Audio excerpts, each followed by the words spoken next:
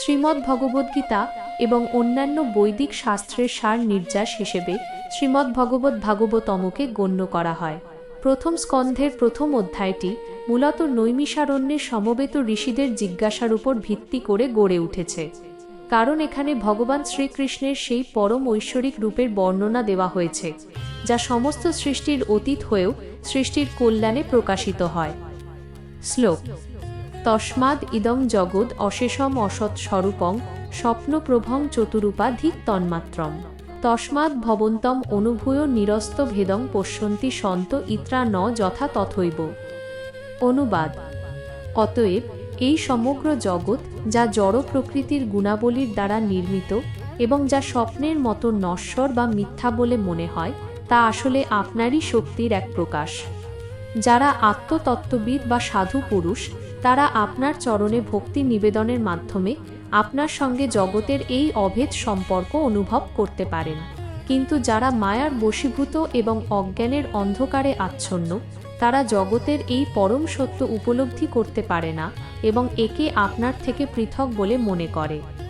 তাৎপর্য: শ্রীমদ্ ভাগবতমের এই অংশে জীবনের চরম লক্ষ্য এবং ভগবানের অসীম শক্তির বিশ্লেষণ করা হয়েছে। জগতের প্রকৃত স্বরূপ বুঝতে হলে আমাদের প্রথমে ভগবানের তটস্থা ও বহিরঙ্গা শক্তির কার্যপ্রণালী বুঝতে হবে। এই পরিদৃশ্যমান জগৎ যা আমরা ইন্দ্রিয় দিয়ে অনুভব করি, তা পরমেশ্বর ভগবানের শক্তির একটি বহিরঙ্গ প্রকাশ মাত্র। জড় জগৎকে এখানে স্বপ্নের সঙ্গে তুলনা করা হয়েছে। স্বপ্ন যেমন ঘুমের সময় সত্য বলে মনে হয়, কিন্তু জেগে উঠলে তার কোনো অস্তিত্ব থাকে না, ঠিক তেমনি এই জড়জগতের পরিবর্তনশীল রূপ আমাদের কাছে স্থায়ী বলে মনে হলেও আধ্যাত্মিক দৃষ্টিতে তা ক্ষণস্থায়ী। তবে এখানে একটি সূক্ষ্ম বিচার আছে। জগৎকে অসৎ বা মিথ্যা বলা হলেও এর অর্থ এই নয় যে এর কোনো অস্তিত্ব নেই। বৈষ্ণব দর্শন অনুযায়ী জগৎ মিথ্যা নয়, বরং অনিত্য, অর্থাৎ এর আদি ও অন্ত আছে। ভগবান শ্রীকৃষ্ণ হচ্ছেন পরম সত্য এবং এই জগৎ তাঁরই শক্তি থেকে উদ্ভূত।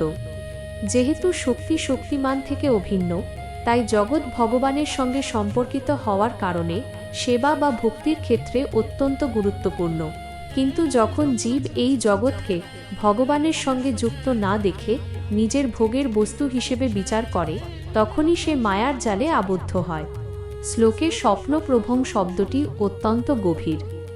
এটি নির্দেশ করে যে আমরা আমাদের অহংকার এবং দেহের মাধ্যমে এই জগৎকে যেভাবে ভোগ করার চেষ্টা করি, তা আসলে এক প্রকার আধ্যাত্মিক নিদ্রা। এই নিদ্রা থেকে জাগরণের একমাত্র উপায় হল শ্রীকৃষ্ণের চরণে শরণাগতি। সাধু বা সন্তগণ তাদের নির্মল হৃদয়ে সর্বদা ভগবানের উপস্থিতি অনুভব করেন।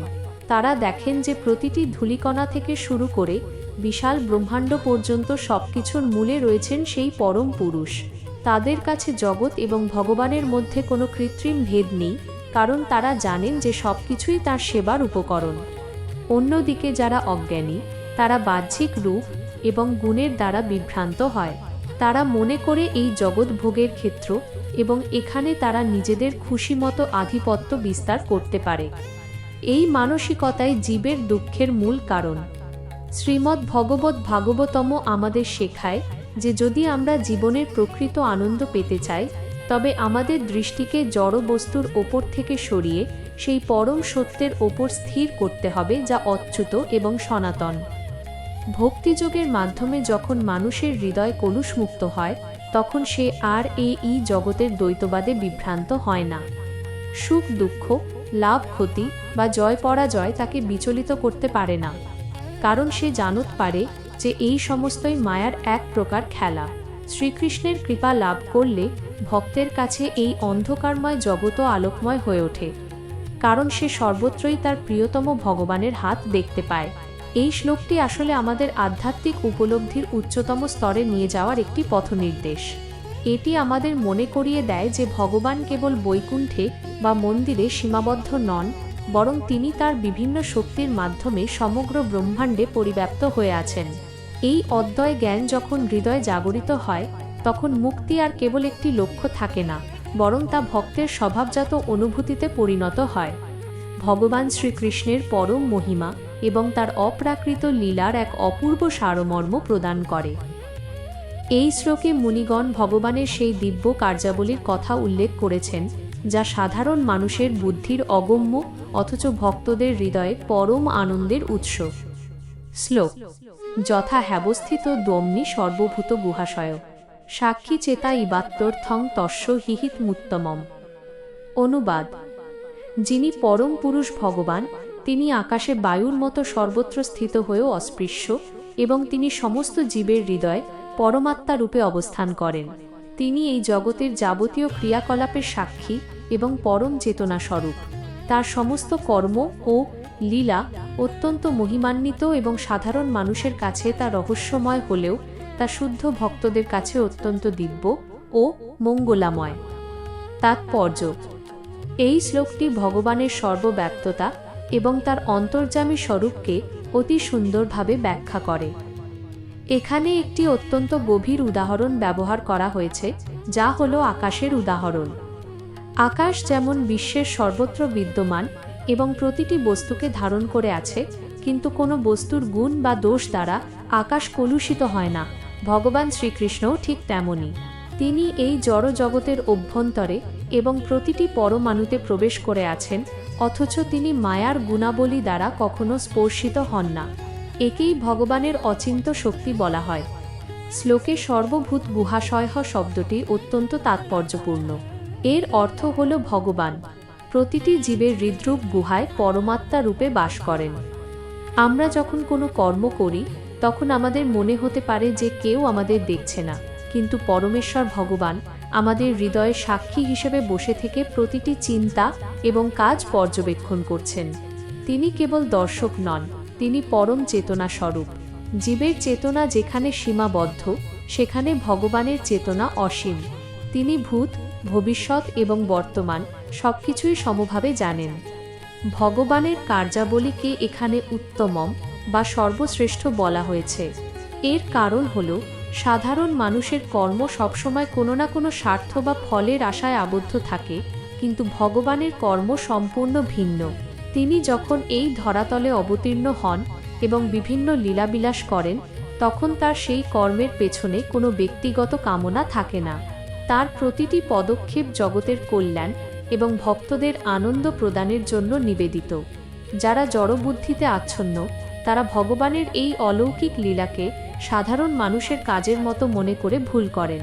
তারা মনে করেন ভগবানও বুঝি আমাদের মতো কর্মফলের অধীন, কিন্তু ভাগবতম আমাদের সতর্ক করে দিচ্ছে যে তিনি নিরঞ্জন এবং কর্মবন্ধনের অতীত। ভক্তদের জন্য এই শ্লোকটি আশার বাণী বয়ে আনে। ভগবান যেহেতু আমাদের হৃদয়েই অবস্থান করছেন, তাই তাঁর কাছে পৌঁছানোর জন্য খুব দূরে যাওয়ার প্রয়োজন নেই। শুধু হৃদয়ের মলিনতা দূর করে ভক্তির প্রদীপ জ্বাললেই তাঁর সান্নিধ্য অনুভব করা সম্ভব। তিনি যখন সাক্ষী হিসেবে আমাদের হৃদয়ে থাকেন, তখন তিনি আমাদের সুবুদ্ধি দান করেন, যাতে আমরা তাঁর দিকে এগিয়ে যেতে পারি।